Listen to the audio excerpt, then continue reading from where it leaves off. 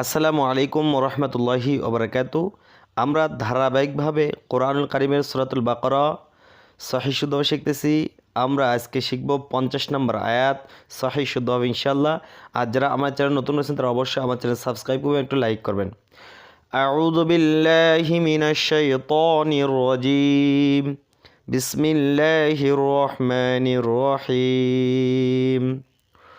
وإذ وعدنا وزر হামজা জালকে ধরবে, হামজা জাল ধরে ইজ ওয়া ইজ ওয়া ওখানে ধর এক আলিফ টান ওয়া ইজ আইন যা দালকে ধরবে, আইন দাল জবর আদে ধাক্কা দিয়ে পড়তে হবে দালটা, কারণ দালটা হলো কলকলা হরফ। তাহলে আইন দাল জবর আদে ওয়া ইজ আদে ওয়া ইজ আদে নুনের জন্য এক আলিফ টান জবর পাশে খালি তালে এক আলিফ টানে পড়তে হয়।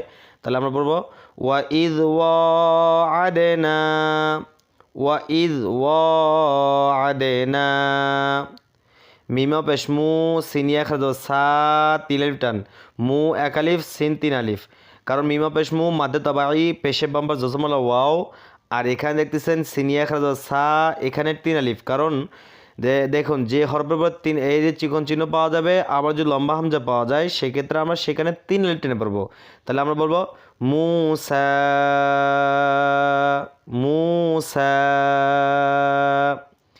হামজা যার ওকে ধরবে, হামজার যাবে আর বাজর বা, আইন যা ইয়াকে ধরবে, আইনিয়া জের ই মাদ্দে তবাই এক আলিফ টান, জেরের বাম পাশে জজমলে ইয়া থাকলে এক আলিফ টেনে পড়তে হয়, নুন জবর না।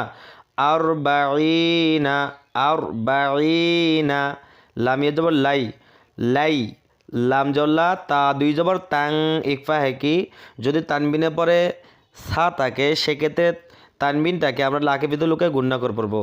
তাহলে বলবো লাই ল্যাতাং মুসা আরবাঈনা লাইলাতাং আরবাঈ চাপ দিয়ে পড়তে হবে। মুসা আরবাঈনা লাই, নুন জবান না লামিয়া জ্বলেন, তাহলে নালাই মিলে পড়লেন নালাই, এভাবে পড়তে হবে। আরবাঈনা লাইলাতাং সুম্মাত্তাখাযতুমুল সুম মিমে তাসদিদ গুণনা করা ওয়াজিব, মিম যাবা তাকে ধরবে, তা দুইবার উচ্চারণ হবে। তাহলে সুম্মাত সুম্মাত তা জবর তা, তাহলে সুম্মাত্তা খজা জালকে ধরবে, খজাল যাব খজ, তাহলে সুম্মাত্তাখজ সুম্মাত্তাখজ। তা পেশ তো মিমলাম পেশ মুল, তাহলে তুমুল সুম্মাত্তাখাযতুমুল সুম্মাত্তাখাযতুমুল তুমুল সুম্মাত্তাখাযতুমুল ইজলা ইজলা, আইন যা জিমকে ধরবে, জিম ধাক্কা দিয়ে পড়তে হবে। তাহলে ইজলা ইজলা, মিম নুন যে মিম ইকলাব, অর্থাৎ যদি নুন সাইনের বা থাকে তার নুন সাইনকে এইরকম ছোটো মিম দ্বারা পরিবর্তন করতে হবে। তাহলে বলতে হবে মিম মিম জের মিম, এভাবে উচ্চারণ করতে হবে।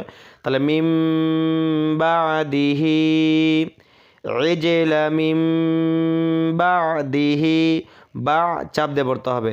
তাহলে ইজলা মিম বাদিহি সুম্মাত্তাখাযতুমুল ইজলা মিম বাদিহি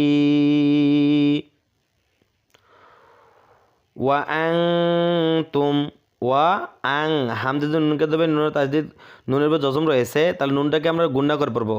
নুন সাইনের পর তা থাকলে নুন সাইনকে গুণনা করে পড়তে হয় না আগে ভিতর, বলতে হবে আং সরিয়া অনিশ্চয় আং, ওইভাবে ওয়া আনতুম যালিমুন জ এক আলিফ টান মু আমার তিন আলিফ টেনে পড়বো নুনের সাকিন দিয়ে, তাহলে যালিমুন